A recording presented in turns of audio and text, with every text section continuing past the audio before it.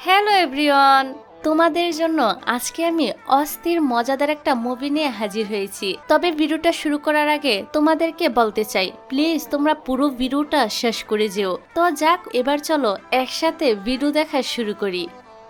सुन मेरी शहजादी मैं हूँ तेरा शहजादा ऐ जाने तमन्ना मेरी करता हूँ इकरार सातों जन्म में तेरे साथ हूँगा यार। গল্পের শুরুতেই ইউ নামের একটি মেয়েকে রেডিওতে ব্রডকাস্টিং করতে দেখা যায়। ইউ এর স্বপ্ন ছিল সে একদিন এই শহরের সবচেয়ে বড় ফেমাস আরজে হবে। তো নিশি নামের যে মেয়েটি প্রতিদিন ব্রডকাস্টিং করত, সে আজ রেডিও স্টেশনে পৌঁছাতে লেট করেছে। তাই তার পরিবর্তে ইউ ব্রডকাস্টিং শুরু করেছে। কিন্তু পাবলিকের একটাই ডিমান্ড, তারা নিশির ভয়েসই শুনতে চায়। তখনই নিশি সেখানে চলে আসে আর ব্যাপারটা সামলে নেয়। তারপর আমরা আমাদের গল্পের নায়ক নিয়ানকে দেখতে পাই। সে ছিল একজন মিউজিক রাইটার। সবাই তাকে ইজিন নামেই চিনে থাকে, কিন্তু আজ পর্যন্ত কেউ তাকে দেখেনি। কারণ নিয়ান সবসময় একটা শান্তিপূর্ণ জীবন চায়, তাই সে কখনোই নিজেকে ক্যামেরার সামনে নিয়ে আসেনি। তাছাড়া সে কিন্তু চোখেও দেখতে পেত না। আর এই মেয়েটা হচ্ছে জিয়াও, যে কিনা নিয়ানের অ্যাসিস্ট্যান্ট। সেই সাথে সে নিয়ানের দুঃসম্পর্কের আত্মীয় হয়। এদিকে দেখা যায় ইউ যখন রেডিও স্টেশন থেকে বের হচ্ছিল, তখন তার সাথে হাও নামের একটি ছেলে দেখা করতে আসে। কিন্তু ইউ তার সাথে কোনো রকম কথা বলতে চায় না। এর কারণ সে হাউকে পছন্দ করত, কিন্তু আগের দিন সে হাউকে তারই ফ্রেন্ড কিয়ানের সাথে খুবই ক্লোজ অবস্থায় দেখে ফেলেছিল, যেটা দেখে ইউ অনেক বেশি কষ্ট পেয়েছিল। এসব কিছু মনে পড়লে ইউর এখন আবারও মন খারাপ হয়ে যায়। তাই সে পার্কের বেঞ্চে বসে ইজিনের লেখা একটি গান শুনতে শুরু করে দেয় এবং সে গানটি গাইতেও থাকে। ইজিন ছিল ইউর ফেভারিট সং রাইটার। যখনই ইউর মন খারাপ থাকতো, তখনই সে তার লেখা গান শুনে নিজের মনটা ভালো করে নিত। অন্যদিকে ইউর থেকে কিছুটা দূরেই নিয়ানও বসেছিল। ইউর গান শুনে নিয়ান মনে মনে ভাবছিল, এই বেসুরে কণ্ঠে কে গান গাইছে। ইউ যখন দেখে তার পাশে একটা ছেলে বসে রয়েছে এবং সে তার গান শুনে নিয়েছে, তখন ইউ তো খুবই এম্বারেস ফিল করে আর দৌড়ে সেখান থেকে পালিয়ে যায়। তারপর ক্লাসে এসে এই সব ঘটনা ইউ তার ফ্রেন্ড ইউজিকে বলতে থাকে। সাথে আরো বলে, ছেলেটা কিন্তু দেখতে খুবই হ্যান্ডসাম ছিল। আমার তো প্রথম দেখাতেই ছেলেটিকে ভালো লেগে গিয়েছে। বলা যায় লাভ এট ফার্স্ট সাইট। এই শুনে ইউজি তো এ ব্যাপারটা নিয়ে টিস করতে শুরু করে দেয়। ক্লাস শেষে কিয়ানের সাথে ইউর দেখা হয়। কিয়ান গত রাতের ঘটনা নিয়ে ইউর সাথে কথা বলতে চাইছিল, কিন্তু ইউ তার সাথেও কোনো রকম কথা বলতে চাইছিল না। সে বলে, তুমি আমার বেস্ট ফ্রেন্ড ছিলে আর তুমি এটাও জানতে যে আমি হাউকে কত পছন্দ করতাম। তারপরও তুমি হাউর সাথে কিভাবে রিলেশনে গিয়েছো, আর এখন যেহেতু তোমরা রিলেশনে চলেই গিয়েছো এবং একে অপরকে পছন্দ করো, তাই আমি আর তোমাদের মধ্যে ঢুকতে চাই না। এই বলে ইউ সেখান থেকে চলে যায়। পরে রাতের বেলা ইউ ড্রিঙ্কস করতে করতে হাউকে নিয়ে বিভিন্ন কথা বলতে শুরু করে দেয়, যে সে তাকে ধোকা দিয়েছে, অন্য কাউকে বেছে নিয়েছে, এরকম অনেক কিছু বলে। ইউজি প্রশ্ন করে, আচ্ছা হাউ কি কখনো তোমাকে নিজের মুখে বলেছিল সে তোমাকে পছন্দ করে? ইউ বলে, এতে বলার কি আছে, আমরা ছোটবেলা থেকে একসাথেই বড় হয়েছি, আমি জানি সে আমাকে পছন্দ করে। কিন্তু কিয়ান আসার পরই সবকিছু একদম এলোমেলো হয়ে গিয়েছে। ইউজি ইউকে বলে, তোমার উচিত একবার হাউ এবং কিয়ানের সাথে সরাসরি কথা বলা। তারপর ইউ ইন্টারনেটে একটা নিউজ দেখে, যেখানে একটি মেয়ে দাবি করছিল যে সেই ইজিন। এটা দেখে তো ইউ অনেক অবাক হয়, কারণ সে মনে করেছিল ইজিন কোনো ছেলে হবে, তাই এই নিউজটা তার বিশ্বাস হয় না। অন্যদিকে ইজিনের সেক্রেটারিও ইজিনকে এই নিউজটা দেখায় আর বলে, এখন ইজিনের উচিত হবে সবার সামনে সত্যিটা প্রকাশ করা, নয়তো গান লিখবে সে আর অন্য কেউ সে ক্রেডিট নিয়ে চলে যাবে। কিন্তু এতে ইজিনের কিছুই যায় আসে না। সে স্পষ্ট জানিয়ে দেয় সে ক্যামেরার সামনে আসবে না। হ্যালো বন্ধুগণ, যদি তোমরা ঘরে বসে একটা ক্রেজি গেম খেলার মাধ্যমে জাস্ট ফান প্রপোজালে কিছু খরচ তুলতে চাও, দেন তোমাদের জন্য একটা দারুণ প্ল্যাটফর্ম এসে গিয়েছে, আর সেটা হলো লোভ ক্যাসিনো। এই গেমটা তোমরা ট্রাই করতে পারো। তোমরা এখানে মাত্র 400 টাকায় অ্যাড করে পেয়ে যাবে 150% পর্যন্ত বোনাস আর 100 ফ্লাই। আর তোমরা খুব সহজভাবে জিতা রাশি তুলে নিতে পারো নিজের খাতাতে। তোমাদের জন্য আমি এই গেমটা দিয়ে রাখছি আমার ভিডিওর প্রিন্ট কমেন্টে। তোমরা যাও আর খুলে যাবে, সেখানে আমার দেওয়া প্রোমো কোড আলিয়া ইউজ করো আর আনলক করে নাও 150% পর্যন্ত বোনাস আর 100টা ফ্লাই। এই গেমটা প্রাপ্তবয়স্কদের জন্য। গেমে অনেক কিছুই হতে পারে, তাই বুঝে শুনে নিজ দায়িত্বে খেলো। তারপর দেখা যায় রেডিও স্টেশনে ইউদের বস নিশিকে বলছে যত তাড়াতাড়ি পারো ইজিনের একটা ইন্টারভিউ নাও, নয়তো কাল আবারও যে কেউ এসে দাবি করে বসবে সেই ইজিন। নিশিও বলে আমি দ্রুতই সবকিছুর ব্যবস্থা করছি। এ থেকে বোঝা যায় নিশি এবং তার বস জানে যে আসল ইজিন কে। মূলত নিশি ছিল জিয়াওয়ের ফ্রেন্ড, এই জন্যই সে সবকিছু জানতো। পরে দেখা যায় জিয়ার রিকোয়েস্টে ইজিন নিশিদের রেডিও স্টেশনে ইন্টারভিউ দেওয়ার জন্য রাজি হয়ে যায়। এবার রেডি হয়ে ইজিন চলে আসে রেডিও স্টেশনে। লিফটের মধ্যে ইউর সাথে ইজিনের দেখা হয়ে যায়। ইউর মনে পড়ে যায় আরে এটাই তো সে পার্কে বসে থাকা ছেলেটা যাকে তার প্রথম দেখাতেই ভালো লেগে গিয়েছিল। ইউ বুঝতে পারে ছেলেটি চোখে দেখতে পায় না, এই জন্য সে তাকে হেল্প করতে চাইলে ইজিন বলে দেয় তার কারোর হেল্পের প্রয়োজন নেই। ইউ দেখে ছেলেটা চোখে না দেখে খুব সহজেই লিফটের বাটন প্রেস করতে পারছে। ইউর মনে তখন প্রশ্ন জাগে ছেলেটি কি আসলেই দেখতে পায় না? ভয় পেয়ে গিয়ে সে তাড়াতাড়ি করে লিফট থেকে বের হয়ে যায়। তারপর তার ক্লাসে চলে আসে। এখানে টিচার ইউকে জিজ্ঞাসা করে সে কি আসলেই একজন আরজে হতে চায়। ইউ বলে হ্যাঁ অবশ্যই। টিচার বলে বেশ, কিন্তু আগে তোমার গ্রাজুয়েশন কমপ্লিট করতে হবে। ক্লাস শেষ করে ইউ ফোনে রেডিও অন করলে শুনতে পায় নিশি বলছে আমাদের শুতে আসার জন্য আপনাকে অনেক ধন্যবাদ ইজিং। ইউ তো ইজিং এর অল্প একটু ভয়েস শুনতে পায়। এখন ইউ এর অনেক আফসোস হয়, কারণ আজ যদি সে রেডিও স্টেশনে থাকতো তাহলেই তো সে ইজিংকে দেখতে পেত। অনেক বড় একটা সুযোগ মিস হয়ে গেল। যাক, পরের সিনে দেখা যায় ইজিন বর্তমানে একটি স্কুলের টিচার হয়ে বাচ্চাদেরকে পড়াচ্ছে। এখানে সবাই তাকে নিয়ান নামে চিনে। আর ইউও এখানে এসেছে কয়েক মাসের জন্য একজন ইন্টার্নি টিচার হয়ে।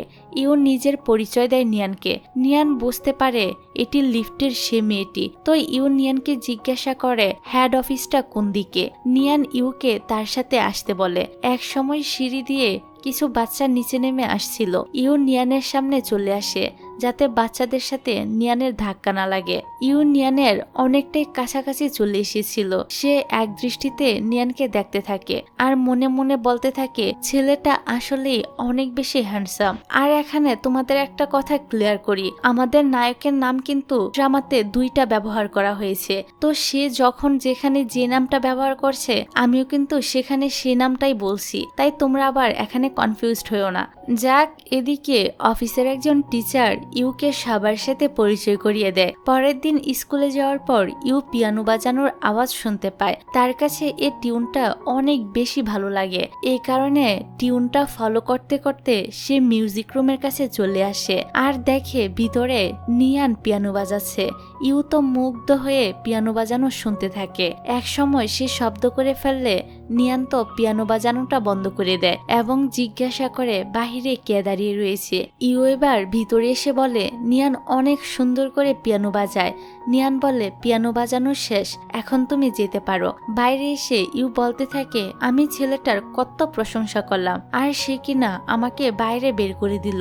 ছেলেটা আসলে অনেক বদমাজাজি আর খাটাস প্রকৃতির। শুধু শুধু এই ছেলের উপর আমি ক্রাশ খেয়েছিলাম। সন্ধ্যাবেলায় ইউদের সব ফ্রেন্ডদেরকে একসাথে দেখা যায়। ইউ যখন আসে তখন দেখে এখানে হাউও রয়েছে। হাউকে এখানে দেখে ইউর মুডটা একদম অফ হয়ে যায়। সে ইউজিকে বলে হাউ এখানে এসেছে, এটা তুমি আমাকে জানালে না কেন? তাহলে তো আমি আসতাম না। ইউজি বলে আমি তো তোমাকে ফোন করে জানানোর চেষ্টা করেছিলাম, কিন্তু বারবার তোমার ফোনটা বন্ধ দেখাচ্ছিল। এবার হাউ ইউর সাথে কথা বলতে আসলে সে হাউকে ইগনোর করে চলে যায়। পরের দিন দেখা যায় স্কুলের প্রধান শিক্ষক নিয়ানকে বলছিল তুমি চাইলে এখানে পার্মানেন্ট শিক্ষক হিসেবে জব করতে করতে পারো, কিন্তু নিয়ান না করে দেয়। আসলে নিয়ান এখানে মাত্র কয়েকদিনের জন্যই টিচার হিসেবে এসেছিল। কথাবার্তা শেষ করে নিয়ান যখন অফিসে যায় তখন নিয়ানকে বলে সে বাচ্চাদের গান শেখাতে চায়, নিয়ান কি পিয়ানো বাজিয়ে তাকে হেল্প করতে পারবে। নিয়ান কোনো উত্তর না দিয়ে সেখান থেকে চলে যায়। তখন মনে মনে ভাবে, এই নিয়ান ছেলেটা তো দেখছি অনেক বেশি রুড, আমাকে কোনো উত্তর না দিয়ে চলে গেল। তারপর ক্লাসে আসলে দেখে নিয়ান আগে থেকে সেখানে বসে রয়েছে পিয়ানো বাজানোর জন্য। এটা দেখে সে খুশি হয়ে যায়। তারপর সে তার বেসুরা কণ্ঠে গান গাইতে শুরু করে, আর নিয়ানকে এরকম বেসুরা কণ্ঠের তালে তালে পিয়ানো বাজিয়ে যেতে হয়। গান শেষে নিয়ানকে ধন্যবাদ জানায় তার কথাটা শোনার জন্য। নিয়ান তখন বলে, আমি পিয়ানো প্লে করেছি শুধুমাত্র বাচ্চাদের জন্য। এটা বলে সে চলে যায়, আর তাকে এক দৃষ্টিতে দেখতেই থাকে। অন্যদিকে আমরা দেখি কিয়ান হাওয়ের সাথে দেখা করতে আসে। হাও একটি মিউজিক ব্র্যান্ডের সদস্য, কিয়ানো এ ব্র্যান্ডের সদস্য। তবে এখন সে ব্র্যান্ড থেকে লিভ নিয়ে নিচ্ছে, কারণ সে হাও আর মাঝখানে আসতে চাইছিল না। হাও তখন সেদিন রাতে তাকে কিস করার জন্য সরি বলে। কিয়ান বলে, আমরা দুজনই তখন ড্রাঙ্ক ছিলাম, তাই ভুল করে ওই ঘটনাটি ঘটে গিয়েছিল, তবে এটাকে আমি দুঃস্বপ্ন ভেবে ভুলে যাব। এদিকে দেখা যায় স্কুলে তার বাবার বানানো রাইস বল নিয়ে যায় এবং সেগুলো সবাইকে খেতে দেয়। নিয়ানকেও একটা বক্সে করে রাইস বল দেয়, কিন্তু নিয়ান তাকে ইগনোর করে চলে যায়। আজকে আবার সকল বাচ্চাদের মেডিকেল টেস্ট করানোর কথা ছিল। সবাইকে লাইনে দাঁড় করানোর পর শাও নামের একটি মেয়েকে খুঁজে পায় না। এদিকে আমরা দেখি শাও ক্লাসে একা পড়ে গিয়েছিল, সে চোখে দেখতে পেত না, তাই বাইরে বের হওয়ার দরজা না খুঁজে পেয়ে কান্না করতে শুরু করে দেয়। পাশ দিয়ে নিয়ান যাওয়ার সময় শাওয়ের কান্নার আওয়াজটা শুনে সেখানে চলে আসে আর জিজ্ঞাসা করে সে কান্না করছে কেন।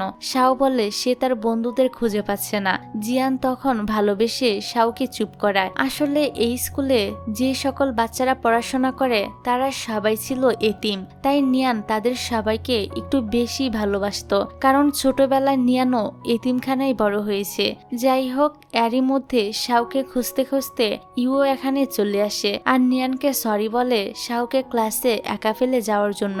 সে আসলে লক্ষ্য করেনি শাও সবার পিছনে পড়ে গিয়েছিল। বলে নেক্সট টাইম থেকে তার আর এমন কোনো ভুলই হবে না। নিয়ান কে বিশ্বাস করে শাওকে তার হাতে তুলে দেয়। তারপর দেখা যায় অফিস থেকে যাওয়ার আগে নিয়ান দেওয়া সে রাইস বলের বক্সটি সাথে নিয়ে নেয়। নিয়ানের সেক্রেটারি জিয়াও স্কুলে আসে নিয়ানকে পিক আপ করার জন্য। সে নিয়ানের হাতে রাইস বক্স দেখে বলে, এই প্রথম আমি দেখলাম তুমি কারুর দেওয়া গিফট অ্যাকসেপ্ট করেছো। এদিকে নিজেও রাইস বল হাতে নিয়ানকে দেখতে পায়। সেই সাথে দেখে একটি মেয়ে নিয়ানকে পিক আপ করতে এসেছে, আর সাথে রয়েছে খুবই এক্সপেন্সিভ একটি গাড়ি। এর মনে তখন প্রশ্ন জাগে, নিয়ান একজন সাধারণ স্কুল টিচার হয়ে কিভাবে এত এক্সপেন্সিভ গাড়িতে করে যায়। এই নিয়ে সে একজন টিচারকে প্রশ্ন করলে উনি বলে, আমরা কেউই নিয়ানের সম্পর্কে খুব বেশি জানি না, সে তেমন কারোর সাথে কথাও বলে না, আমি শুধু এতটুকুই জানি তার সাথে হেড টিচারের অনেক ভাব রয়েছে, যার কারণে হেড টিচার নিয়ানকে এই স্কুলে চাকরি দিয়েছে। এর থেকে বেশি আর কিছুই জানি না। তারপর আমরা রাতের বেলার সিন দেখতে পাই। ডিনার টাইমে জিয়া ও নিয়ানের আনা ওই রাইস বলগুলো খেয়ে বলে, এরকম টেস্টি রাইস বল আমি এর আগে কখনোই খাইনি। এক কথায় এগুলো তো অসাধারণ। নিয়ান বললে এগুলো বাবা বানিয়েছে। জিয়াও তখন বলে, উনি নিশ্চয়ই অনেক ভালোবেসে এগুলো তৈরি করে, এই কারণেই এত বেশি মজা হয়। পরের দিন দেখা যায় বাইরে বৃষ্টি হচ্ছে দেখে নিয়ানের ডেস্কের পাশে তার ছাতাটি রেখে দিয়ে চলে যায়। সে চলে যাওয়ার পর আমরা দেখি নিয়ান ওই ছাতাটি স্পর্শ করে স্মাইল করতে থাকে। তারপর কে দেখা যায় সে ইজিনের লেখা নতুন রিলিজ হওয়া একটি গান শুনছে। ইউর কাছে মনে হয় গানের ব্যাকগ্রাউন্ডে যে মিউজিক বাজছে এটা সে আগেও শুনেছে। তখন মনে পড়ে গত কয়েকদিন আগে নিয়ান পিয়ানোতে এই মিউজিকটাই প্লে করছিল, অথচ গান তো রিলিজ হয়েছে আজকে। আবার যেদিন ইজিন তাদের রেডিও স্টেশনে এসেছিল ওই একই দিন সে নিয়ানকেও লিফটের ভিতরে দেখেছিল। সবকিছু মনে করে ইউর কাছে মনে হয় নিয়ানই হয়তো ইজিন। তবে ব্যাপারটা তো এত সহজ না, সে পুরোপুরি শিওর হতে পারছিল না যে নিয়ানই ইজিন কিনা। তো দেখা যায় আজ স্কুল ছুটির পর জিয়া মানে নিয়ানের সেক্রেটারি এখনো নিয়ানকে নিতে আসেনি। এই জন্য নিয়ান বেঞ্চে বসে জিয়ার জন্য অপেক্ষা করছিল। ইউ নিয়ানকে একা বসে থাকতে দেখে তার পাশে এসে বসে আর ভাবতে থাকে সে কি আসলেই ইজিন। ইউ নিয়ানের সাথে বিভিন্ন কথা বলতে শুরু করে, কিন্তু নিয়ান শুধুমাত্র হ্যাঁ কিংবা না বলে উত্তর দিছিল। এক পর্যায়ে ইউ নিয়ানকে প্রশ্ন করেই ফেলে যে সে ইজিন কিনা। নিয়ান বলতে থাকে কিরকম স্টুপিডের মতো প্রশ্ন করছো, আমি কেন ইজিন হতে যাব। ইউ বলে তার সাথে ইজিনের কণ্ঠসুরের অনেক মিল রয়েছে, এছাড়া সেদিন সে যে সুরের পিয়ানো বাজাচ্ছিল সেটার সাথে ইজিনের নতুন রিলিজ হওয়া সং এর ব্যাকগ্রাউন্ড মিউজিকের সাথেও মিল রয়েছে। নিয়ান বলে ওঠে এটা একটা কোইন্সিডেন্ট, এই নিয়ে এত মাথা ঘামানোর প্রয়োজন নেই। তারপর কিয়ান এখান দিয়ে যাওয়ার সময় ইউকে দেখে আর জিজ্ঞাসা করে তার পাশের ছেলেটাকে। ইউ বলে এটা আমার বয়ফ্রেন্ড। সে নিয়ানকে ফিস করে বলে নিয়ান যেন তার বয়ফ্রেন্ড হওয়ার অ্যাক্টিং করে, কিন্তু নিয়ান ইউর হাত সরিয়ে দিয়ে বলে আমি কেন তোমার বয়ফ্রেন্ড হতে যাব। এই বলে নিয়ান উঠে চলে যায় আর ইউ কিয়ানকে বলে আসলে আমাদের মধ্যে ঝগড়া হয়েছে, তাই সে রাগ করে কথা বলছে না। তারপর আমরা নিয়ান আর ইউকে একটি রেস্টুরেন্টে দেখতে পাই। নিয়ান ইউকে জিজ্ঞাসা করে তুমি তখন আমাকে মিথ্যা কথা বলতে কেন বলেছিলে যে আমি তোমার বয়ফ্রেন্ড। ইউ হাও আর কিয়ানকে নিয়ে সব ঘটনা খুলে বলে। এসব বলতে বলতে সে তো রীতিমতো কান্না করে দেয়। এই দেখে নিয়ান তার রুমালটি ইউকে দেয় চোখের পানি মোছার জন্য। তারপর নিয়ানের কাছে তার সেক্রেটারির কল আসে। জিয়াও জানায় সে তাকে নিতে এসেছে, এই কারণে নিয়ান বাসায় চলে যায়। রাতের বেলা দেখা যায় নিয়ান ইউর কথা মনে করছে আর স্মাইল করছে। অন্যদিকে ইউও তো নিয়ানের দেওয়া সে রুমালটি দেখছিল আর নিয়ানের কথাই ভাবছিল। পরের দিন ইউ স্কুলে যাওয়ার পর একটি ফাইল দেখে জানতে পারে কিছুদিন পরই শাওয়ের জন্মদিন। তো ইউ নিয়ানকে এটা জানায় আর বলে সে কি তার সাথে শাওয়ের জন্মদিনটা সেলিব্রেট করতে পারবে। নিয়ান বলে না, আমার কিছু কাজ আছে। একটু পর দেখা যায় ইউ অনেক গিফট কিনেছে শাওয়ের জন্য। সে যখন শাওকে এটা দিতে যায় তখন নিয়ান তাকে বাধা দেয়। ইউ জিজ্ঞাসা করে নিয়ান কেন তাকে আটকালো। শাওয়ের তো বাবা মা নেই আর কিছুদিন পরেই তার জন্মদিন, এই জন্য সে শাওয়ের জন্য গিফট কিনেছিল। নিয়ান তখন বলে শাওয়ের মতো এতিম বাচ্চাদের কারুর সিম্পেথি কিংবা কারুর দেওয়া গিফটের প্রয়োজন নেই, তাদের প্রয়োজন রয়েছে একটু ভালোবাসার। আর এই কথাটা নিয়ান খুব ভালো করেই জানে, কারণ সেও এতিমখানায় বড় হয়েছে। এই বলে নিয়ান চলে যায়। ইউয়ের তখন এটা ভেবে খারাপ লাগে যে তার কারণে নিয়ান কষ্ট পেয়েছে। ইউয়ের মনটাও খারাপ হয়ে যায়। পরের রাতের বেলা নিয়ান একটি স্বপ্ন দেখে, যেখানে দেখা যায় ছোটবেলায় নিয়ানের মা তাকে এতিমখানায় রেখে চলে যাচ্ছিল, কিন্তু রাস্তা পার হওয়ার সময় একটি গাড়ির সাথে ওনার অ্যাক্সিডেন্ট হয়ে যায়। নিয়ানের মায়ের স্বপ্ন ছিল বড় হয়ে নিয়ান একজন পিয়ানো বাদক হবে। তারপর থেকে নিয়ান পিয়ানো বাজানো শুরু করে। পরের দিন দেখা যায় ক্লাস শেষ করে ইউ অফিসে আসে নিয়ানের খোঁজ করতে। তবে নিয়ান ওই সময় এখানে ছিল না, তাই সে একটি কমলা লেবুর গায়ে কিছু একটা এঁকে নিয়ানের ডেস্কের উপর রেখে দেয়। তারপর নিয়ান যখন তার ডেস্কে এসে বসে তখন ইউ নিয়ানকে সে কমলা লেবুটা খেতে বলে। কিছুক্ষণ পর একজন টিচার এসে বলে টেবিলের উপর কমলা লেবুর গায়ের যে ইমোজিটা আঁকা সেটা দেখতে তো নিয়ানের মতো। নিয়ানও ঠিক এরকম গম্ভীর মুখ করে বসে থাকে। নিয়ান বুঝতে পারে এটা ইউয়ের কাজ। সে তখন হেসে ফেলে। রাতে দেখা যায় নিয়ান জিয়াকে জিজ্ঞাসা করে টেবিলের উপর সে একটি কমলা রেখেছিল, সেটা কোথায়। জিয়া বলে আমি তো সেটা খেয়ে ফেলেছি। নিয়ান বলে তুমি আমার পারমিশন ছাড়া এটা নিয়েছিলে কেন, ফ্রিজে তো আরো অনেকগুলো রাখা ছিল। যাই হোক এখন বলো কমলার খোসা কোথায়। জিয়া বলে ডাস্টবিনে। কিন্তু কেন। নিয়ান বলে এমনিতেই, বাদ দাও। এদিকে দেখা যায় ইউ কোনোভাবে নিয়ানের নাম্বারটা ম্যানেজ করে ফেলেছে এবং সে নিয়ানকে আগে ফোন দেয় আর বলে তুমি কি ইজিন। নিয়ান কিছুক্ষণ চুপ করে থাকে। এতে ইউ শিওর হয়ে যায় যে এটাই ইজিন। ইজিন তখন বলে তুমি যদি এরকম স্টুপিড মার্কা কথা বলার জন্য আমাকে কল করে থাকো তাহলে এখনই কলটা কেটে দাও। এখানে দেখা যায় নিয়ান নিজেও বুঝতে পেরেছে যে ইউ জেনে গিয়েছে সেই ইজিন। ইজিনের সেক্রেটারি জিয়া তখন বলে এখন আমরা কি করব। ইউ যদি সবাইকে বলে দেয় যে তুমি ইজিন। ইজিন বলে আমি জানি ইউ এমন কিছুই করবে না। পরের দৃশ্যে দেখা যায় আজ শাওয়ের জন্মদিন ছিল। ইউ তার জন্য খুব সুন্দর একটা কেক নিয়ে এসেছিল। সেই সাথে আমরা এখানে ইজিনকেও দেখতে পাই। তারা দুজন মিলে শাওয়ের জন্মদিনটা সেলিব্রেট করে। ইজিন মিষ্টি জাতীয় খাবার পছন্দ করত না, কিন্তু ইউ যখন তাকে কেক খেতে দেয় তখন সে আর না করে না। জন্মদিন সেলিব্রেট করা শেষ হলে ইউরা বাইরে চলে আসে। ইউ ইজিনকে বলে, আমি তোমাকে একটা প্রশ্ন করতে চাই, এর বদলে তুমিও আমাকে একটা প্রশ্ন করতে পারবে। তো ইউ ইজিনকে প্রশ্ন করে, প্রতিদিন যে মেয়েটা তোমাকে পিক করতে আসে সে কি তোমার গার্লফ্রেন্ড? উত্তরে ইজিন বলে না, যেটা শুনে ইউ অনেক খুশি হয়। তারপর ইউ বলে, এবার তুমি আমাকে প্রশ্ন করতে পারো।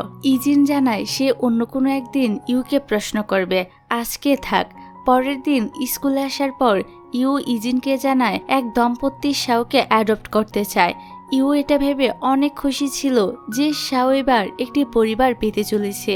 তবে ইজিন একদমই খুশি ছিল না।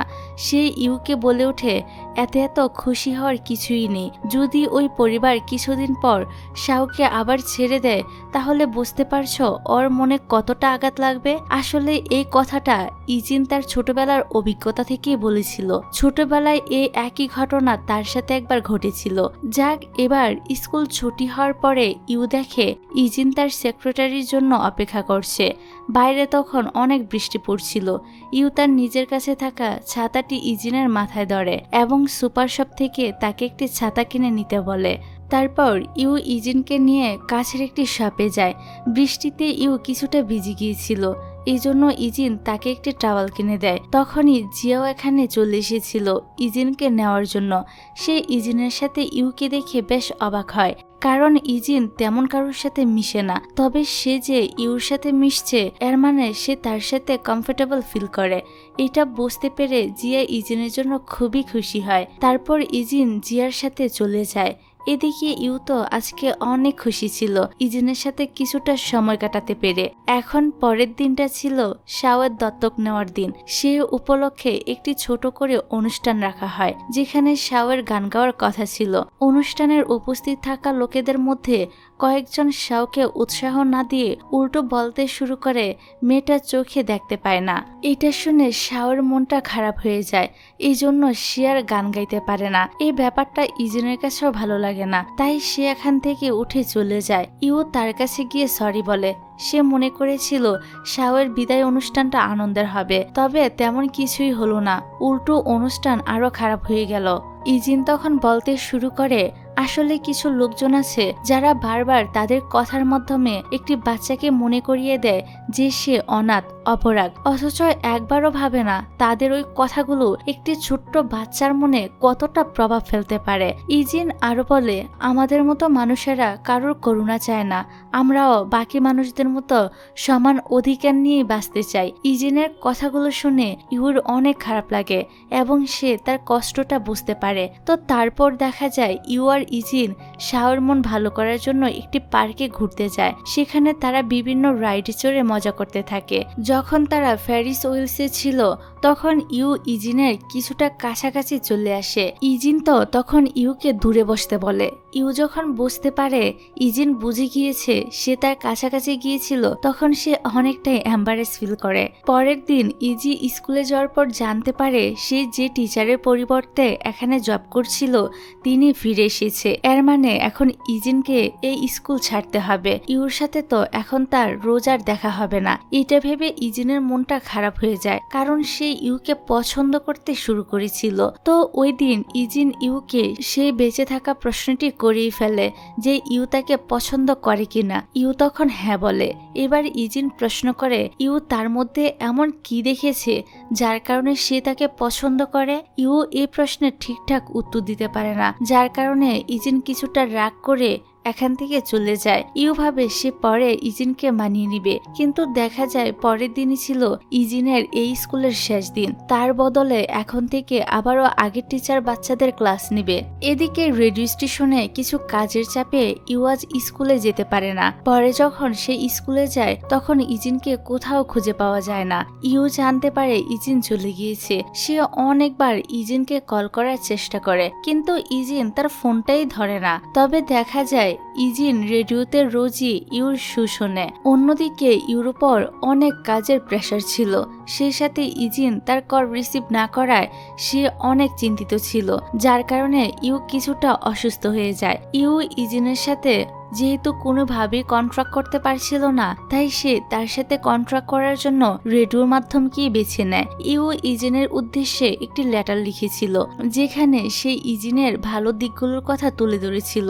সবকিছু শুনে তো এবার ইজিন অনেকটাই ইমোশনাল হয়ে পড়ে আর নিজের ভুলটা বুঝতে পেরে ইউকে কল করে। ইজিন যখন জানতে পারে ইউ খুবই অসুস্থ, তখন সে আর এক মুহূর্ত দেরি না করে ইউর বাসায় চলে আসে এবং তাকে হসপিটালে নিয়ে যাওয়ার জন্য বের হয়। ইজিন ইউকে কোলে তুলে রাস্তা দিয়ে চলতে শুরু করে আর ইউ তাকে গাইড করতে থাকে। তারপর ইউ একটু সুস্থ হলে ইজিন তাকে তার বাড়িতে নিয়ে আসে আর সেক্রেটারি জিয়াকে আপাতত কয়েকদিনের জন্য ছুটি দিয়ে দেয়। ইজিন বেশ ভালোভাবে ইউর দেখাশোনা করতে থাকে এবং এতদিন তার কল রিসিভ না করার জন্য সরি বলে। ইউ তখন বলে সে এতদিন ইজিনকে অনেক মিস করেছে। তারপর সে ইজিনকে আবারও তার মনের কথা বলে যে সে তাকে পছন্দ করে, কিন্তু ইজিন তাকে এই মুহূর্তে কোনো জবাবই দেয় না। তবে তার হার্টবিট অনেক ফাস্ট হয়ে যায়। ইউকে ফ্লোরে ঘুমিয়ে থাকতে দেখে ইজিন তাকে বেডে শুয়ে দেয় এবং পরের দিন ইজিন নিজ হাতে ইউর জন্য খাবার রান্না করে। যদিও খাবারের টেস্ট ততটা ভালো হয় না, কিন্তু ইজিন যে তার জন্য এত কিছু করছে এতেই তো ইউ অনেক বেশি খুশি ছিল। এদিকে ছুটি শেষ করে জিয়া এখানে আসলে দেখতে পায় ইউও এখানেই রয়েছে। ইজিন ইউকে তার সাথে পরিচয় করিয়ে দেয় নিজের গার্লফ্রেন্ড হিসেবে। জিয়াও ওদের দুজনের জন্য খুশিই ছিল। তারপর ইউ তার সব জিনিসপত্র প্যাক করে চলে আসে ইজিনের বাড়িতে এবং এখানেই তার সাথে থাকতে শুরু করে দেয়। ইজিনও জানিয়ে দিয়েছিল সে ইউকে পছন্দ করে এবং এখন থেকে তারা দুজন কাপল হয়ে গিয়েছে। এবার দেখা যায় ইজিন আর ইউ দুজন মিলে সিনেমা দেখতে গিয়েছিল। ইজিন ইউর জন্য সম্পূর্ণ সিনেমা হলটাই বুক করে রেখেছিল। ইজিন যেহেতু চোখে দেখতে পায় না, তাই ইউ তাকে মুভিটা এক্সপ্লেন করে বোঝাতে থাকে। সিনেমা দেখা শেষ হলে বাড়ি ফেরার জন্য যখন তারা ট্রেনে উঠতে যাবে, তখন ভিড়ের কারণে ইউ আর ইজিনের হাত আলাদা হয়ে যায়। ইউ তো ট্রেনে উঠে পড়েছিল এবং ডোর বন্ধ হয়ে ট্রেনটা চলতে শুরু করে দেয়, কিন্তু ইজিন তখনও বাইরেই রয়ে যায়। পরের স্টেশনে নেমে ইউ তো দৌড়াতে দৌড়াতে চলে আসে আগের স্টেশনে এবং দেখে ইজিন সে একই জায়গায় দাঁড়িয়ে তার জন্য ওয়েট করছে। ইউ তখন তাকে গিয়ে জড়িয়ে ধরে। ইজিন ইউকে বলে, আমরা যদি কখনো আলাদা হয়ে যাই তাহলে ঠিক এইভাবেই আমি তোমার জন্য অপেক্ষা করব, ঠিক সেখানে যেখানে আমরা লাস্ট আলাদা হয়েছিলাম। ইজিনের এই কথাটা শুনে ইউর চোখে তো পানি চলে আসে। সে ইমোশনাল হয়ে একদম কান্না করে দেয়। তো তারা দুজন এভাবে একসাথে হাসি খুশি ভাবে দিন পার করছিল। পরে একদিন ইউ ইজিনকে তার ছোটবেলার কাহিনী বলতে থাকে। ইজিন বলে সে 6 বছর একটি এতিমখানায় কাটিয়েছে। এতটুকু বলে সে চুপ হয়ে যায়, আর কোনো কিছুই বলতে পারে না। তখন টপিক চেঞ্জ করে ইউ ইজিনকে বলে তার চোখের কি কোনো চিকিৎসা নেই? অপারেশন করালে কি সে দৃষ্টিশক্তি ফিরে পাবে না? ইজিন বলে অপারেশন করার পর তার চোখ ভালো হতেও পারে আবার নাও হতে পারে, সম্ভাবনা খুবই কম। ইউ তখন ইজিনের হাতটা ইউর মুখমণ্ডলে রাখে আর ইজিন ফিল করার চেষ্টা করে ইউ দেখতে কেমন। তারপর আমরা দেখি দেখতে দেখতে ইউর ইন্টার্নশিপ শেষ হয়ে যায়। স্মৃতি হিসেবে রেখে দেওয়ার জন্য ইউ ইজিনকে তার কয়েকটি ছবি তুলে দিতে বলে। পরের সিনে দেখা যায় ফোনে কথা বলার সময় ইউ তার মাকে জানিয়ে দেয় যে তার একটি বয়ফ্রেন্ড রয়েছে। ইউ এর মা তখন ইউকে সেই ছেলেটির ব্যাপারে বিভিন্ন প্রশ্ন করতে শুরু করে দেয়। যখন তিনি জানতে পারে যে ছেলেটি একটি এতিমখানায় বড় হয়েছে এবং চোখে দেখতে পারে না, তখন তিনি ইউকে সাফ সাফ জানিয়ে দেয় যে এই সম্পর্ক তিনি কোনোভাবেই মেনে নেবেন না। দেখা যায় ইউর মা ইউকে নিতে চলে এসেছে। ইউ তার মাকে অনেক বোঝানোর চেষ্টা করে যে ইজিন আসলে অনেক ভালো একটা ছেলে, কিন্তু তার মা তার কোনো কথাই শুনে না। ইউ কোনোভাবেই ইজিনকে ছাড়তে চাইছিল না। তাই ইউর মা ইউকে বলে, তোমার লাইফের ডিসিশন তুমি নিজেই নিয়েছ, পরে যদি তুমি ইজিনের সাথে হ্যাপি না থাকো তাহলে এতে আমাদের কোনো দোষ দিতে পারবে না। এই বলে তার মা বিদায় নিয়ে চলে যায়। তারপর ইউ ইজিনের বাসায় গেলে জিয়া তাকে বলে কাল ইজিনের জন্মদিন ছিল, কিন্তু ইজিন কখনো তার জন্মদিন সেলিব্রেট করে না। এই কারণে রাতের বেলা ইউ ইজিনের সাথে একটি রেস্টুরেন্টে যায় এবং খেয়াল করে জিনের হাতে থাকা ঘড়িটি নষ্ট হয়ে গিয়েছে। তাই ইউ ইজিনকে নতুন একটি ঘড়ি গিফট করে। পরে ইউ ইজিনের বাড়িতে একটি ফটো অ্যালবাম খুঁজে পায়। ইউ জিজ্ঞাসা করে ছবিতে কারা কারা রয়েছে, কিন্তু ইজিনের তো এই ব্যাপারে কোনো আইডিয়াই ছিল না। যখন সে ছবির বর্ণনা জানতে পারে তখন সে বুঝতে পারে এই ছবিতে তার বাবা, তার সৎমা এবং জিয়া রয়েছে। এই ছবিটি অনেক আগেই তোলা হয়েছিল। তো এই সময় জিয়াও বাড়িতে চলে আসে।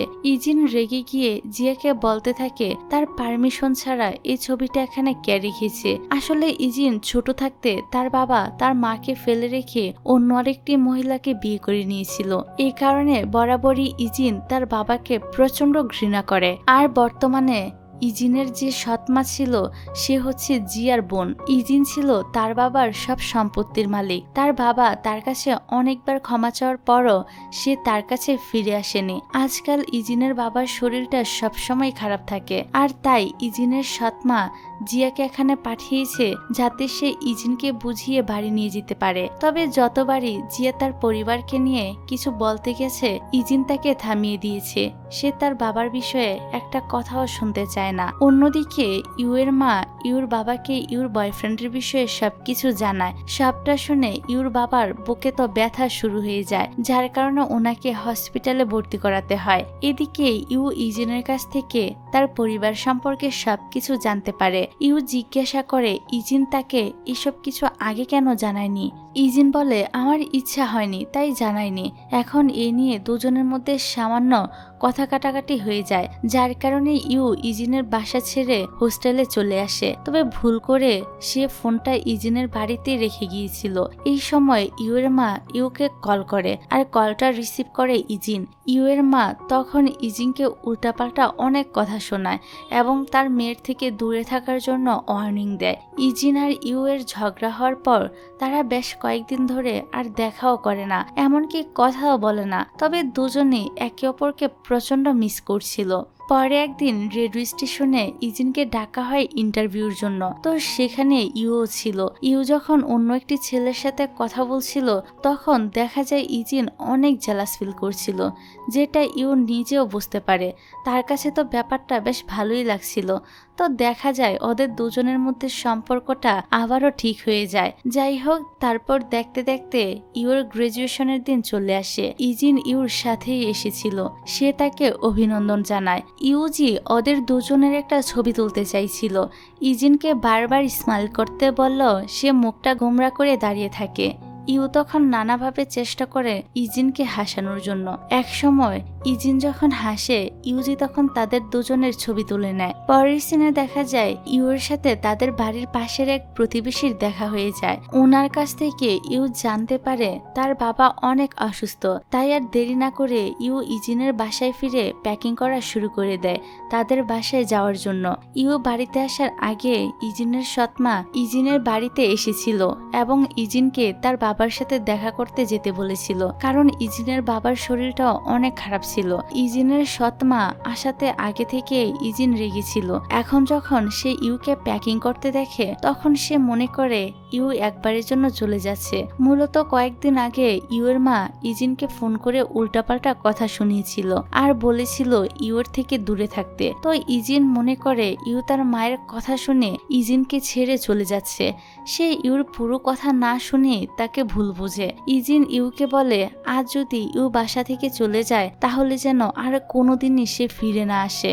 ইউও ইজিনের কথা না শুনে সরাসরি হসপিটালে চলে আসে, যেখানে তার বাবা ভর্তি ছিল। বাবার এ অবস্থা দেখে ইউয়ের অনেক খারাপ লাগে। এদিকে দেখা যায় জিয়া ইজিনের কাছে আসে এবং তাকে ইউর সাথে কথা বলতে বলে, কিন্তু ইজিন ইউর সাথে কথা বলে না, কারণ সে চাইছিল না তার জন্য ইউ আর তার মায়ের মধ্যে সম্পর্ক খারাপ হয়ে যাক। ইজিনের মনটাও খারাপ ছিল, তাই সে এক মনে পিয়ানো বাজিয়ে যেতে থাকে। অন্যদিকে দেখা যায় ইউ তার বাবাকে বলছিল আর কয়েকদিনের মধ্যে সে প্রফেশনালি রেডিও ব্রডকাস্টার হয়ে যাবে। ইউর বাবা তখন বলে তাহলে রেডিওতে তোমার সুর সর্বপ্রথম আমিই শুনবো। কিন্তু দেখা যায় ইউর বাবা মারা যায়। ইউ এই সময় হসপিটালে ছিল না। সে ইজিনের সাথে ঝগড়া করে ড্রাং হয়ে একটি বিল্ডিং এর ছাদে পড়েছিল। হসপিটাল থেকে ইউ এর মা ইউর সাথে কন্ট্রাক্ট করার অনেক চেষ্টা করে, কিন্তু পারে না। ইউ যখন সকালে ঘুম থেকে উঠে তখন সে তার বাবার মৃত্যুর খবরটা জানতে পারে। সে যখন দৌড়ে তার বাবার কাছে যাচ্ছিল তখন ইজিন ইউকে খুঁজতে খুঁজতে এখানে চলে আসে আর ইউকে সরি বলে। কিন্তু ইউর কাছে মনে হয় ইজিনের জন্যই সে তার বাবার শেষ মুহূর্তে তার পাশে থাকতে পারিনি। তো দেখা যায় ইউ ইজিনের সাথে ব্রেকআপ করে ফেলে এবং নিজের বাবাকে হারিয়ে প্রচন্ড কান্নায় ভেঙে পড়ে। সে নিজেকে সামলে নেয় কারণ তাকে তার মায়েরও খেয়াল রাখতে হবে। কিছুদিন পর ইউ আবারও রেডিও স্টেশনে ব্যাক করে এবং রেডিওতে তার প্রথম ব্রডকাস্টিং শুরু করে। তার বাবাকে স্মরণ করে আর এই শোতে সে পাবলিকের অনেক রেসপন্সও পায়। ইউ এর শো ইজিনও শুনে। ইজিন এবার ঠিক করে সে তার চোখের অপারেশন করাবে। কয়েকদিনের মধ্যেই ইজিনের চোখের অপারেশন শুরু হয়ে যায় এবং অপারেশন সফলও হয়। ইজিন চোখে দেখতে শুরু করে। ইজিন প্রথমবারের মতো তার ঘরটা কেমন সেটা দেখতে পায়। সে ওই সকল জায়গায় যেতে শুরু করে যেখানে সে ইউর সাথে এর আগেও এসেছিল। তারপর দেখতে দেখতে 3 বছর পার হয়ে যায়। দেখা যায় ইজিন তার বাবাকে ক্ষমা করে দিয়েছিল এবং এখন সে তার বাবার বিজনেস সামলাতে শুরু করে। সে সাথে ইজিন নতুন একটি গান রিলিজ করে, যে গানটার নাম ছিল ক্রাশ। এই গানটা সে ইউকে উদ্দেশ্য করে লিখেছিল। আমরা দেখি ইউ নিজেও ইজিনের এই গানটা রোজই শুনে। অপরদিকে দেখা যায় হাওয়ের সাথে কিয়ানের বিয়ে হয়ে গিয়েছে। ইউর প্রায় সব ফ্রেন্ডেরই বিয়ে হয়ে যাচ্ছিল, তাই ইউর মা চাচ্ছিল ইউও যেন এবার লাইফে সেটেল হয়ে যায়। তাই তো তিনি ইউর জন্য একের পর এক ব্লাইন্ড ডেট ঠিক করতে থাকে। তবে ইউর তো কাউকেই ভালো লাগে না, কারণ সে এখনো ইজিনকে ভালোবাসে। তো একদিন ইউ যখন একটি ছেলের সাথে ব্লাইন্ড ডেটে এসেছিল তখন সে এখানে ইজিনকে দেখতে পায় আর জানতে পারে ইজিন এখন চোখে দেখতে পায়। ইজিন তো আগে কখনোই ইউকে দেখেনি, তবে প্রথমবার দেখা হওয়াতে সে ইউকে চিনে ফেলে। ইউকে দেখে ইজিনের তাদের পুরনো দিনগুলোর কথা মনে পড়ে যায়। যাক, বাসায় ফিরে এসে ইউ তার ফ্রেন্ড ইউজিকে ইজিনের সাথে দেখা হওয়ার কথাটা জানায়। ইউজি ইউকে বলে সে একবার ইজিনের সাথে কথা বলো না কেন। ইউ তখন বলে এত বছরে ইজিন নিশ্চিত আমাকে ভুলে গিয়েছে। বান্ধবী তখন বলে এমন তো নাও হতে পারে, হতে পারে এই 3 বছর ইজিন শুধু তোমার কথাই ভেবেছে। বান্ধবী ইউকে পরামর্শ দেয় একবার সরাসরি ইজিনের সাথে কথা বলার জন্য। তো পরের দিন ইউ ইজিনের অফিসে যায় তার সাথে দেখা করতে, কিন্তু ইজিন মিটিং এ অনেক ব্যস্ত ছিল। ইউ ইজিনের জন্য ওয়েট করতে করতে এক সময় ঘুমিয়ে পড়ে। ইজিন মিটিং শেষ করে এসে দেখে ইউ ঘুমিয়ে পড়েছে। সে তখন তাকে উঠিয়ে রেস্টরুমে রেখে আসে। ইজিন ওয়াশরুমে যাওয়ার পর ভুল করে সেখানে তার ঘড়িটি রেখে আসে। এই ঘড়িটি তো ইউই তাকে গিফট করেছিল, যেটা ইজিন সবসময় পরে থাকে। ঘুম থেকে উঠে ইউ ওয়াশরুমে আসে ফ্রেশ হওয়ার জন্য। সেখানে থাকা ইজিনের ঘড়িটি সে নিজের মনে করে সাথে করে নিয়ে চলে যায়। এদিকে ইজিন বাসায় ফেরার পর তার ঘড়িটি কোথাও খুঁজে পায় না। ঘড়িটি না খুঁজে পেয়ে ইজিন অনেক টেনশনে পড়ে যায়। এ থেকে আমরা বুঝতে পারি ইজিন এখনো ইউকে ভালোবাসে, আর তাই তো সে ইউর দেওয়া ঘড়িটি আজও নিজের কাছে এত যত্ন করে রেখে দিয়েছিল। তো ইজিন ইউকে ফোন করে বলে আমার সেক্রেটারি বলেছিল তুমি আমার অফিসে এসেছিলে, তো বলো কি কাজে এসেছিলে। এতগুলো বছর পর আজ ইউ ইজিনের সাথে কথা বলছে। তো সে কি রিপ্লাই দিবে এটাই বুঝতে পারছিল না। সে বলে দেয় ইজিন কবে তাকে তার বিয়েতে ইনভাইট করবে। এটা শুনে ইজিন বলতে থাকে আমার বিয়ে নিয়ে তোমার এত তাড়া কেন। ইউ বলে ফেলে সে কেন চাইতে যাবে ইজিনের বিয়ে অন্য কারোর সাথে হোক। এটা শুনে ইজিনও বুঝতে পারে ইউ এখনো তাকেই ভালোবাসে। ইজিন ইউকে আগামীকাল ডিনারের জন্য ইনভাইট করে। ইউ এতে রাজি হয়ে যায়।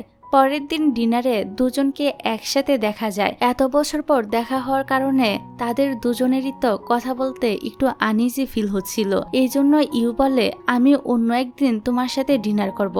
এই বলে সে চলে যায়। পরের সিনে দেখা যায় ইজিন রেস্টুরেন্টে ইউকে একটি ছেলের সাথে দেখে খুবই জেলাস ফিল করছিল, তাই সে ইউকে এখনই বাইরে আসতে বলে। ইউ বাইরে আসলে দেখা যায় ইজিন তাকে পিছন থেকে জড়িয়ে ধরেছে এবং সে তার সাথে আগে বাজে আচরণ করার জন্য ক্ষমা চায়। ইজিন ইউকে বলে সে এখনো তাকেই ভালোবাসে, সে কি তার ভালোবাসা প্রমাণ করার জন্য একটি সুযোগ পেতে পারে। তবে ইউ তো তাকে এই মুহূর্তে কোনো উত্তরই দিতে পারছিল না। যাই হোক, তারপর তারপর ওদের দুজনকে একটি পার্টিতে দেখা যায়। সেখানে ইজিন সকলের সামনে ইউকে নিজের গার্লফ্রেন্ড বলে পরিচয় করিয়ে দেয়। এটা শুনে তো পার্টির সবাই একদম অবাক হয়ে যায়, কিন্তু ইজিনের সাথে আর কোনো রকম সম্পর্কে জড়াতে চাইছিল না। তবে ইজিনও হাল ছাড়ার পাত্র ছিল না, সে সবসময় ইউকে মানানোর চেষ্টা করতে থাকে। তো একদিন জিয়ার সাথে ইউর দেখা হয়। জিয়া ইউকে বলে, ইজিন এই 3 বছর শুধু তোমার কথাই ভেবে এসেছে, ও সত্যি তোমাকে অনেক বেশি ভালোবাসে। জিয়া আরো বলে, এতদিন ধরে দূরে থেকেও ইজিন সবসময় ইউরই খেয়াল রেখে এসেছে। ইউর রেডিও স্টেশনে জব পাওয়া, ইউর বাবার অফিসের সমস্ত কাজকর্ম ঠিক রাখার পিছনেও একমাত্র অবদান ইজিনের। শুধু তাই নয়, ইজিন তার বাবার কোম্পানিতে জয়েন করেছে যাতে সে তোমার মায়ের কাছে প্রমাণ করতে পারে সে তোমার যোগ্য। জিয়ার কাছ থেকে এসব কথা শুনে ইউও তার ভুলটা বুঝতে পারে, তাই সে ইজিনকে ক্ষমা করে দেয়। তো দেখা যায় ইজিন আর ইউর মধ্যে যত রকমের ভুল বোঝাবুঝি ছিল ফাইনালি সব শেষ হয়ে যায় এবং তারা আবারও এক হয়ে যায় আর তারা একে অপরকে জড়িয়ে ধরে। এবার ইউয়ের মাও ইজিনকে মেনে নেয়।